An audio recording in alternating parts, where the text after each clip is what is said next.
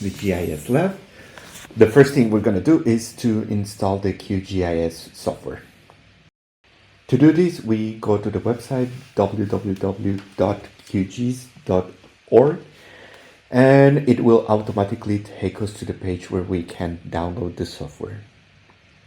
Here it explains a bit about QGIS and what we can quickly do with it.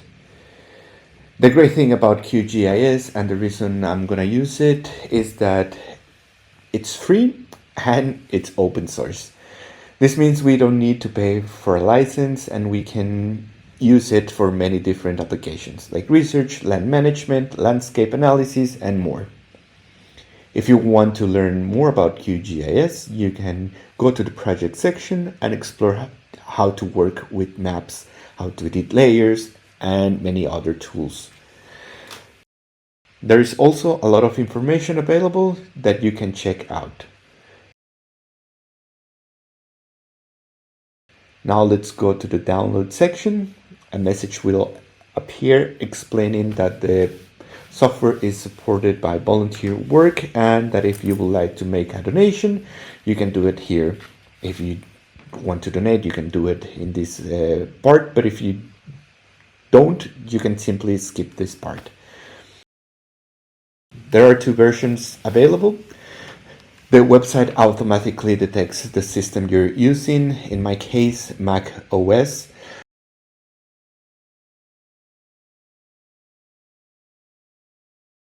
But if you want to download it for a different system, you can do that here too.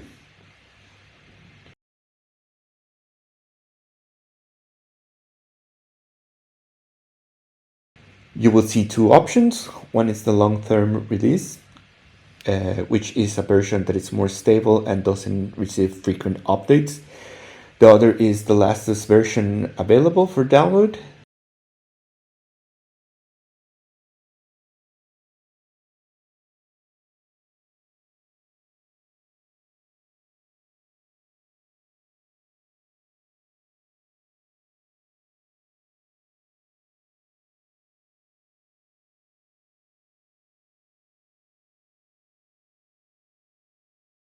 Once it's downloaded, you just need to open the file and start the installation. You will see the terms of use, accept them, and wait for the program to decompress.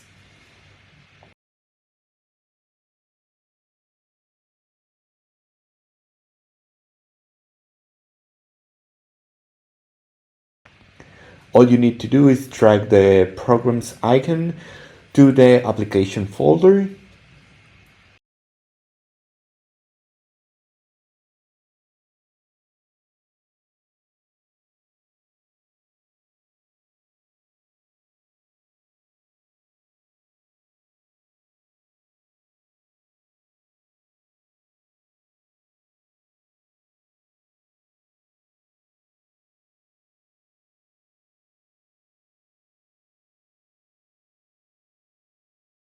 Once it's installed, you can close the window.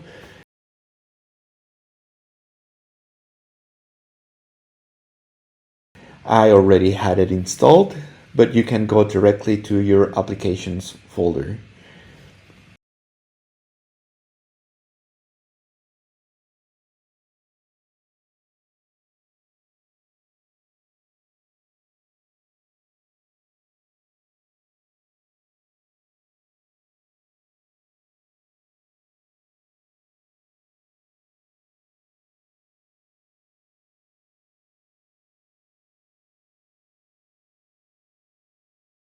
It's possible that you will get a warning the first time you try to open the software. If that happens, just right click and then select open, and the QGIS programs will be launched.